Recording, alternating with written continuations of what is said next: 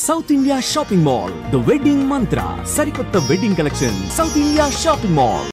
నిన్ను కనడానికి అమ్మ కావాలి, నిన్ను కొనడానికి భార్య కావాలి, నిన్ను వేలుపెట్టి నడిపించడానికి ఒక అక్క కావాలి, కడుపున పుట్టడానికి మాత్రం కూతురొద్దు. ఏం ఆడదంటే అవసరం కాదురా, ఆడదంటే ధైర్యం. Even God must be born from mother's womb. Chandrababu Naidu గారు అప్పుడు మాట్లాడినారు ఒక అసెంబ్లీలో, తెలుగుదేశం పార్టీని లేకుండా చేస్తాడట, నీ ఊర్లోనే నీకు పుట్టగతులుండవు, ఆ విషయం గుర్తుపెట్టుకో. ఏం మాట్లాడుతున్నారని కళ్ళు మూసుకుని వింటే కనుక నిజంగానే చంద్రబాబు గారు వచ్చారేమో అనిపిస్తుంది.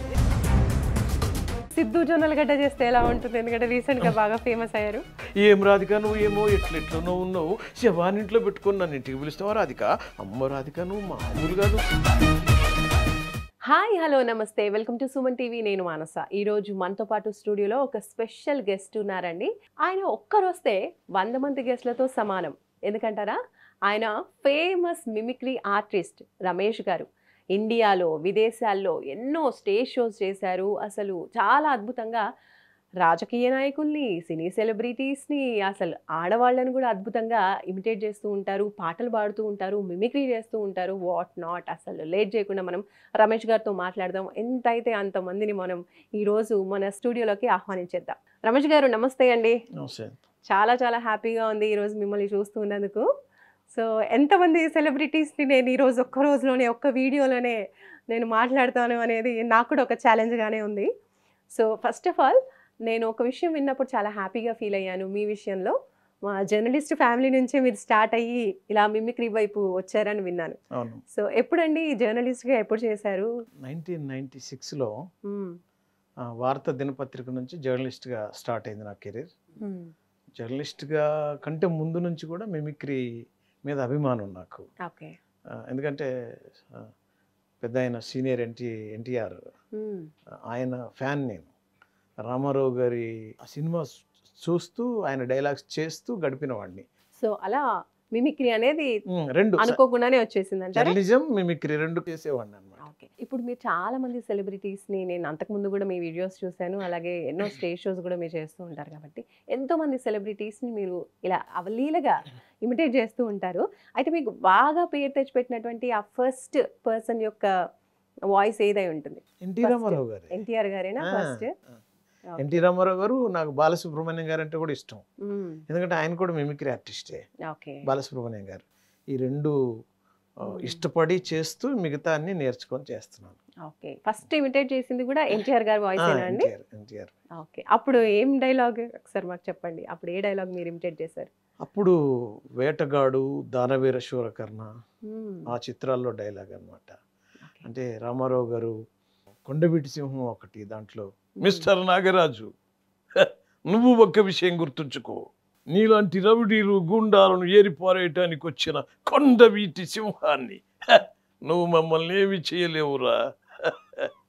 ఈ రామారావు గారు అప్పుడు కొండవీటి సింహంలో డైలాగ్ చెప్తారు. తర్వాత పౌరాణికంగా తీసుకున్నట్లయితే ఎన్టీ రామారావు గారు దానవీర శూరకర్ణ చిత్రం నుంచి, ఓహో రాచరికమా అర్హతను నిర్ణయించున్నది, అయిన మా సామ్రాజ్యంలో సస్యశ్యామలమై సంపన్న విరామమై వెలుగొందు అంగరాజ్యమునకిప్పుడే ఇతనిని మూర్తాభిషిక్తుడును గావించుచున్నాను. సోదర దుశ్శాసన అనర్ఘ నవరత్న శక్త కిరీటమును వేగముగదెమ్ము, మామ గాంధార సార్వభౌమ సురుచిర మణిమయ సువర్ణ మండిత సింహాసనమును తెప్పింపుడు, పరిజనులారా పుణ్య భాగీరథి నదీద్వయములు నందుకొనుడు, కళ్యాణ భక్తులారా మంగళ సూర్యారావములు సుస్వరముగా మ్రోగనిండు. అండ్ మీరు బాలు గారు వాయిస్లు, అలాగే ఘంటసాల గారి వాయిసెస్ని కూడా చక్కగా, అంటే వాళ్ళు సింగర్స్, అలాగే వాళ్ళు కూడా మిమిక్రీ ఆర్టిస్ట్ కాబట్టి వాళ్ళ వాయిసెస్ కూడా మీరు చక్కగా సేమ్ డిట్టు దించేస్తారని చూశాను నేను. అంటే ఒక్కసారి బాలు గారిని మీ గొంతులో వినాలని ఉంది. ఆయన పాట మాత్రమే చేస్తాం బాలు గారు అంటే. ఎందుకంటే ఇప్పుడు రామారావు గారు ఉన్నారండి, ఆయన మంచి మిమిక్రీ ఆర్టిస్టు. బాలసుబ్రహ్మణ్యం గారు ఎన్టీ రామారావు గారికి ఎన్టీ రామారావు గారు పాడతారు, నాగేశ్వరరావు గారికి నాగేశ్వరరావు గారు, కృష్ణ గారికి కృష్ణ గారిలా, తర్వాత శోభన్ బాబు గారికి శోభన్ బాబు గారిలా, ఇలా పాడుతున్నటువంటి ఆ క్రమంలో నేను చేసే డైలాగ్స్కి వీటికి బాగా సెట్ అయింది కాబట్టి అది కూడా తీసుకోవడం జరిగింది. ఈవెన్ కమల్ హాసన్ గారి గొంతు ఎలా ఉంటుంది, ఆ గొంతుకు కూడా బాలు గారు వాయిస్ ఇచ్చారు. అవును. బాలు గారు తెలుగు పాటలే కాదు, హిందీ పాటలు కూడా పాడారు. పాడారు. ఈ బాలు గారు పాడినటువంటి ఒక సన్నివేశం మీకు చెప్తాను. వేటగాడి సినిమాలో ఒక ఫోన్ చేస్తారు రామారావు గారు. ఫోన్ చేయగానే ఆ ఫోన్లో శ్రీదేవి గారు హీరోయిన్, హలో రోజా, చెప్పు రాజా, నాకు ఒక కల వచ్చింది. ఆ కలలో ఏమొచ్చింది? ఓ అందమైన పిల్ల వచ్చింది. ఏం చేసింది? అవి ఫోనుల్లోనూ మైకుల్లోనూ చెప్పుకునేవి కాదు, మరి అవి జాబిలితో చెప్పనా, జామురాతిరి కలలలోన నీవు చేసిన అల్లరి చెప్పనా చెప్పనా, రోజా రాజా. ఇది రామారావు గారు పాడినట్టే అనిపించేది, మనం పాడుతుంటే కూడా అట్లా. అందుకని అది నేర్చుకోవడం జరిగింది.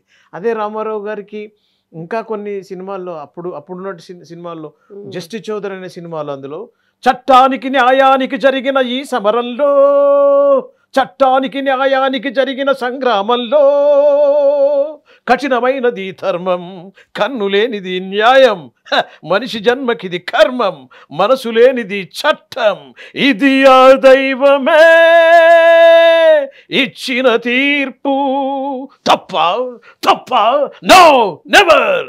ఇది రామారావు గారి. బాలుగారు అలాగే పాడారు కదా, అందుకని అది ఇష్టమైంది నాకు. ఒక రకంగా అంటే బాలు గారు కూడా మీకు ఇన్స్పిరేషన్ అని చెప్పుకోవచ్చా? బికాస్ ఆయన ఎవరితో మీరు అన్నట్టుగా ఎవరి సాంగ్ పాడినా ఎవరి డైలాగ్ చెప్పినా అక్కడ బాలుగారు ఉన్నట్టు అనిపించదు. సేమ్ ఆ పర్సనే పాడుతున్నట్టు, ఆ పర్సనే మాట్లాడుతున్నట్టుగా ఉంటాయి. దాంట్లో ఇంకోటి చెప్తాను మీకు, నాగేశ్వరరావు గారు ఆయన ప్రేమికుడుగా ప్రేమాభిషేకంలో చూడండి, అసలు ప్రేమించారంటావు, మనసిచ్చారని చెప్పావు, కానీ ఆ మనస్సుని ఇప్పుడేం చేశావు, చీ అన్నావు, చీ కొట్టావు, కాదన్నావు, చివరికొచ్చి మళ్ళీ కావాలంటున్నావు. No never. ఇంకా నీతో దూరం చేరని పడవల్లో, తీరం చేరని వెన్నెల్లో వస్తావని, నువ్వు వస్తావని, వలపుల తనివికి తలపిచ్చి, తలపుల తనివికి సొగసిచ్చి, సుగము పోసిన మేనక అభినయ సారిక, సారీ వందనం అభివందనం, నీ అందమే ఒక నందనం. నాగేశ్వరరావు గారికి ఆ తరహా ఆ వాయిస్ అన్నమాట. ఓకే, ఇంతమంది వాయిసెస్ మీరు ఇమిటేట్ చేస్తూ ఉంటారు కదా, కష్టమైన వాయిస్ అంటూ అనిపించిందా ఎవరిదైనా మీకు? ఖచ్చితంగా అండి, కష్టమైన వాయిస్ జోలికి అసలు పోను. అంటే మీరు చేసిన హీరోస్లోనే ఈ వాయిస్లన్నీ కష్టమే. ఈవెన్ చాలా మంది అంటారు పొలిటికల్ వాయిస్లలో కూడా చాలా ఈజీగా చేయొచ్చు, ఈవెన్ చంద్రబాబు నాయుడు గారు చాలా ఈజీ అంటారు. అలా కాదు. ఆయన ఒక 3 టైప్స్ వాయిస్లు మాట్లాడతారు చంద్రబాబు నాయుడు గారు. పాత కాలం నుంచి కూడా ఆయన వాయిస్లు ఒక 3 కానీ మనం ఆయన ఇమిటేషన్ చేయాలంటే వయసు పెరుగుతున్న కొద్దీ వాయిస్ కూడా తగ్గుతుంటుంది. చంద్రబాబు నాయుడు గారు అప్పుడు మాట్లాడినప్పుడు ఒక అసెంబ్లీలో, ఆ విధంగా చూస్తే అదే మారిగా ఏం మాట్లాడతారండి మీరు, రాజకీయాలు మేం చేశాం, మీరు కూడా చేశారు, మీరు మాట్లాడితే అది చేస్తానంటారు, ఇది చేస్తానంటారు, ఏంటండి ఇది, తమాషా చేయదు, మేం కూడా మీ సంగతి చూస్తాం. చంద్రబాబు నాయుడు గారు అప్పుడు ఇంత జోష్లో మాట్లాడారు. ఇప్పుడు చంద్రబాబు నాయుడు గారు జోష్ మాట్లాడినట్టే ఉంది. ఇది ప్రజల తీర్పు, ఇది ప్రజా విజయం, తెలుగుదేశం పార్టీని లేకుండా చేస్తాడట, నీ ఊర్లోనే నీకు పుట్టగతులుండవు, ఆ విషయం గుర్తుపెట్టుకో. ఏం మాట్లాడుతున్నారండి? ఎందుకంటే కొంచెం ఆ వాయిస్కి వాయిస్ చూసారా, అది అరుపులా వచ్చింది, ఇది కొంచెం తగ్గినట్టు వచ్చింది. ఇప్పుడు చంద్రబాబు నాయుడు గారు ఎట్లా మామూలుగా మాట్లాడినప్పుడు, మామూలుగా ఎక్కడన్నా ప్రజల కోసం పనిచేస్తాం, ఆ విధంగా ముందుకు పోతున్నాం. ఏం మాట్లాడతారండి, ఇది రాజకీయాన్ని రాజకీయం చేయాలి, ప్రజలకి ఏది అవసరం అదే తీసుకుంటాం, ప్రజాస్వామ్యయుతంగా ముందుకు పోతాం, ప్రజల కోసం మేమేం చెప్పామో అన్నీ చేస్తాం, మీరు కంగారు పడాల్సిన అవసరం లేదు, ఆ విధంగా ముందుకు పోతాం. మాట్లాడమ్మా. కళ్ళు మూసుకుని వింటే కనుక నిజంగానే చంద్రబాబు గారు వచ్చారేమో అనిపిస్తుంది, అలా ఉంది అసలు. సార్ మీరు చాలా వరకు కూడా విదేశాల్లో కూడా ఎక్కువ ఈవెంట్స్ చేస్తూ ఉంటారు కదా, ఎక్కువ ఈవెంట్స్లో మిమిక్రీ చేస్తూ ఉంటారు. ఇప్పటి వరకు ఎన్ని దేశాలకు వెళ్ళి ఉంటారు? అమెరికాకు ఒక 30 టైమ్స్ వెళ్ళొచ్చాను. ఉగాండా, జాంబియా, కువైట్కి ఒక 6 టైమ్స్, దుబాయ్, బహ్రెయిన్, ఆస్ట్రేలియా, ఇవన్నీ దేశాలు తిరిగి వచ్చాను. ఇప్పుడిప్పుడే వాస్తవంగా ఏంటమ్మా అంటే నేను మిమిక్రీ షోస్ చేస్తాను కానీ ఎక్కడ కూడా కొన్ని ఇంటర్వ్యూస్కే పరిమితం అయ్యాను. ఇంటర్వ్యూ చేయటం వేరు, లైవ్ చేయటం వేరు. షోలో దాంట్లో లైవ్ లో ఇంకా మనకి ఒక మైక్ ఉంటుంది, ఆ ఫీల్ వేరు. అది అంతే అంతే అంతే. ఇప్పుడు యుగాండా అనగానే నాకేమో బ్రహ్మానందం గారు గుర్తొచ్చారు. సో ఫుల్ కామెడీ ఉంటుంది. అవును, బ్రహ్మానందం గారు ఏం మాట్లాడతారా, నేనేదో అంటే మీరేదో అంటారు, ఇలా చేయటం కదరా రే, నేను మాట్లాడతా కదా, అబ్బా అబ్బో ఏంటది అంటే సినిమా టిగ్గా వచ్చినప్పుడు నేనెవరో నీకు తెలీదా, అయితే ఊరుకో, నేను ఎవరికి తెలియదు చెప్పేస్తాడు డైరెక్ట్గా ఆయన. అంటే ఒక సినిమా టిగ్గా ఆయన మొన్న రంగమార్తాండ సినిమాలో ఒక డైలాగ్ చెప్పారు, ఒంటరి మరణం, ఏకాకి జీవితం, నడువంత నాటకం, అదే ఈ జీవితం, నువ్వు ఒక చెత్త నటుడివిరా. ప్రకాష్ రాజ్ గారిని అంటారు.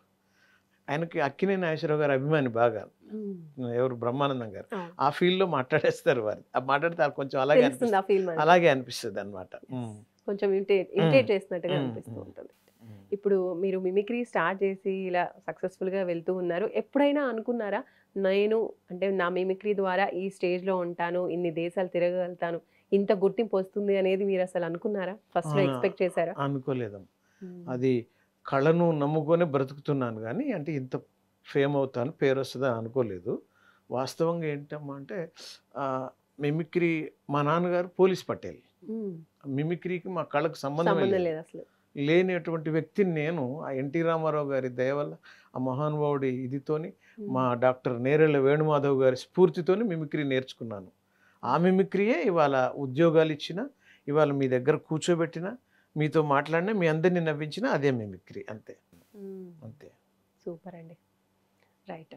సో మా కోసం ఇంకా హీరోస్లో ఇప్పుడున్నటువంటి రీసెంట్ హీరోస్ ఎవరిదైనా? నందమూరి బాలకృష్ణ గారు. ఒకడు తప్పు చేస్తే ఎవరి బిడ్డ అని అడుగుతారు, ఒకడు మంచి చేస్తే ఏ ఊరి బిడ్డ అని అడుగుతారు. అంతేగాని మనం పుట్టినప్పటి నుంచి చచ్చే వరకు ఒంటి మీద 100 డ్రెస్సులు మారచ్చు, కానీ మారంది ఒకే ఒక్కటి, మన ఇంటి అడ్రస్. చెప్పండి వాడికి. బాలకృష్ణ గారు మొన్న వచ్చిన సినిమాలో కొన్ని డైలాగ్ చెప్తారు. పర్వతం ఎక్కాలనుకో పర్వాలేదు, పర్వతాన్ని మోయాలనుకోకు చచ్చిపోతావు. బాలయ్య గారి డైలాగ్స్లలో ఉన్నటువంటి ఒక ఆయన ఆడపడుచుల కోసం కూడా అద్భుతమైన డైలాగ్ చెప్పారు. దాంట్లో నిన్ను కనడానికి అమ్మ కావాలి, నిన్ను కొనడానికి భార్య కావాలి, నిన్ను వేలుపెట్టి నడిపించడానికి ఒక అక్క కావాలి, కడుపున పుట్టడానికి మాత్రం కూతురొద్దు. ఆడదంటే అవసరం కాదురా, ఆడదంటే ధైర్యం. Even God must be born from mother's వోమ్.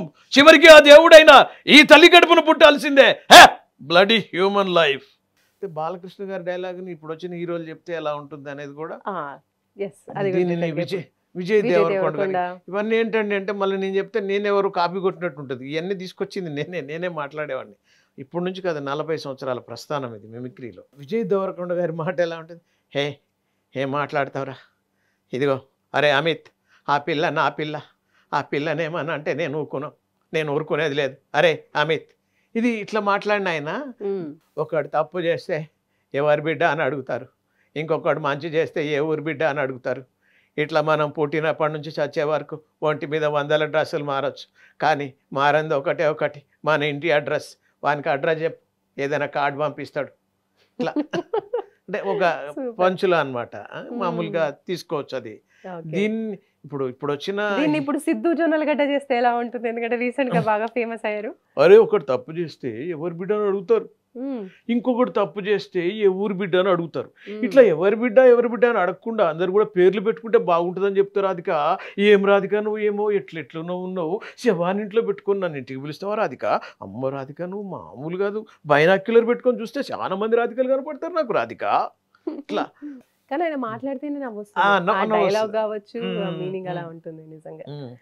మీరు మిమిక్రీ కాకుండా చక్కగా సింగర్స్ని కూడా మంచిగా ఇమిటేట్ చేస్తూ వాళ్ళలాగే పాటలు పాడుతూ ఉంటారు. ఇందాక కూడా ఒక సాంగ్ పాడారు మా కోసం. సో మా కోసం ఇంకెవరైనా సింగర్ని సింగర్స్లో ఘంటసాల గారు, ఘంటసాల వెంకటేశ్వరరావు గారు, అసలు ఆయన కూడా మిమిక్రీ ఆర్టిస్టే. మీకు అసలు విషయం చెప్పలేదు నేను. ఘంటసాల గారు నాగేశ్వరరావు గారికి పాడారు, రామారావు గారికి పాడారు. తర్వాత ఆయన ఒకటి మాట ఎలా ఉంటుంది దాన్నే పాటగా ఎలా పాడతారు అనేది తీసుకుంటే ఘంటసాల గారి మాట పుష్ప విలాపం మీకు ఐడియా ఉంది కదా.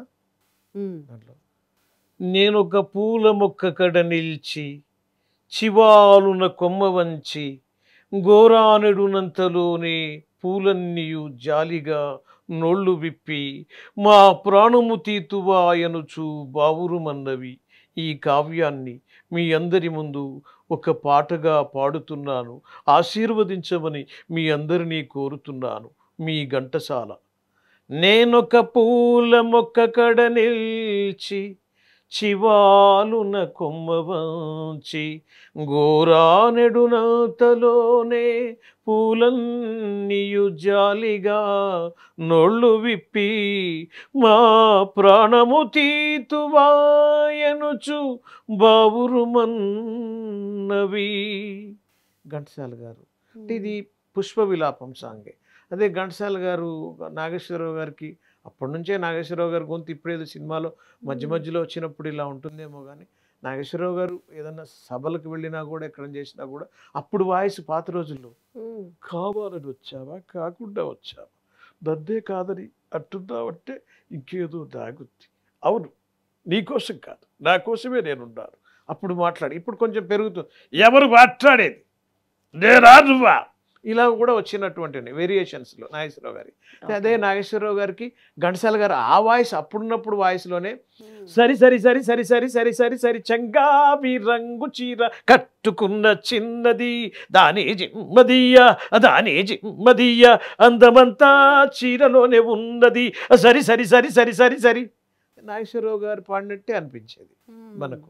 అంటే ఘంటసాల గారు కూడా రామారావు గారికి పాడాలనుకున్నప్పుడు ఎన్టీ రామారావు గారికి ఒక సాంగ్ పతిదేవుని మురిపించే నవ్వుల వీణ జీవితమే పండించే పువ్వుల నావా తనయుని వీరునిగా పెంచే తల్లిగా గృహమేగా చేసే స్వర్గసీమగా ఆలయాన వెలసిన ఆ దేవుని రీతి ఇల్లాలే ఈ జగతికి జీవన జ్యోతి. నేను ఇప్పుడు డీజే సౌండ్స్ మీద కూడా చేస్తున్నాను అనమాట. అది సమాజ చైతన్యం కోసం. ఇప్పుడు ఎవరన్నా మరణిస్తే అప్పుడు ఒక పాట ఉండేది ఈ జీవన తరంగాలలో ఆ దేవుని చదరంగంలో ఎవరికి ఎవరు సొంతము ఎంతవరకు బంధము. ఘంటసాల గారు పాడుతుంటే ఒక మ్యూజిక్ ఒకటే ఉండేది. అప్పుడు ఏదో అనే శవాన్ని తీసుకెళ్ళేవాళ్ళు. ఇప్పుడు డీజే వేస్తేనే శవం ముందు వాళ్ళు కదులుతారనమాట. ఇది డీజే చేస్తూ పాడితే ఈ జీవన తరంగాలలో ఈ జీవన తరంగాలలో ఆ దేవుని చదరంగంలో అంటే శవం లేచి మూలుగుతుంది. కొంచెం ఆపండి రాని ఇష్టం కాక వీళ్ళు ఎవరు వింటారు వినరు కదా. ఇట్లా పాడుతూ పాడుతూ పోతుంటే శవం లేచి ఇంటికి వెళ్ళిపోద్ది, వీళ్ళు అక్కడికి వెళ్ళిపోతారు. అండ్ మీరు ఫీమేల్ వాయిసెస్ కూడా బాగా ఇమిటేట్ చేస్తారని విన్నాను, వాళ్ళలాగా చక్కగా పాడతారు అని. సో మా కోసం ఒకసారి చంద్రబోస్ అన్న సింగర్ ఉంటారు కదా, రచయిత, పాటల రచయిత, అమెరికాలో అన్నారు లక్ష్మీపార్వతి గారితో బాగా చేస్తాడమ్మా మిమిక్రీ రమేష్ అంటే, అవునమ్మా బాగా చేస్తాడు, అమెరికాలో నా వాయిస్తోనే బ్రతుకుతున్నాడు ఏ రమేష్ ఆమె ఎద్దేవా చేసేసింది. లక్ష్మీ పార్వతి గారు వచ్చేసారు. ఓకే, ఇప్పుడు ఒకసారి సోనియా గాంధీ గారు మాట్లాడితే ఎలా ఉంటుందో వినాలనుంది. इंदिराजी ने महात्मा गांधी जी ने जो बलिदान दिया था हम तुम्हारे साथ हैं, जो कांग्रेस लाओ देश बचाओ, जय हिंद. జై హింద్. భానుమతి గారు ఒసే మనవరాలా, ఏమిటే ఇంకా అక్కడే ఉన్నావు? అమ్మో, అంత తెల్లవారుజామునే లేచి ముగ్గేస్తున్నావు. వచ్చాడా నా మనవడు? అమ్మో, ఓ సోసి బుల్లి మనవరాలా, శ్రీ సూర్యనారాయణ మేలుకో, ఈ అమ్మమ్మ బులపాటమేమిటో చూసిపో. మనవరాలా, బాగున్నావా? రమేష్ గారు, థ్యాంక్ యూ సో మచ్ అండి. సో చాలా చాలా హ్యాపీగా ఉంది. మీరు మా కోసం ఈరోజు టైం తీసుకొని వచ్చారు. చాలా బాగా మీ ఇమిటేట్ చేసి అందరినీ కూడా దించేశారు. నిజంగా బయట కూడా అడుగుతున్నారు స్టూడియోలో, చంద్రబాబు గారు వచ్చారా, కేసీఆర్ గారు వచ్చారా అన్నట్టుగా. అంటే నిజంగా ఆ వాయిస్ బయట కూడా వినిపిస్తుంది కాబట్టి మేము అందరం కూడా ఫీల్ అవుతున్నాం. నిజంగా అందరూ సెలబ్రిటీస్ వచ్చేసినట్టుగానే ఉంది. మీరు ఒక్కరు వస్తే థ్యాంక్ యూ సో మచ్ అండి. మేము ఓపిక్గా అడిగిన వాటన్నిటికీ కూడా మీరు ఓపిక్గా ఇమిటేట్ చేసి వినిపించారు. Thank you so much.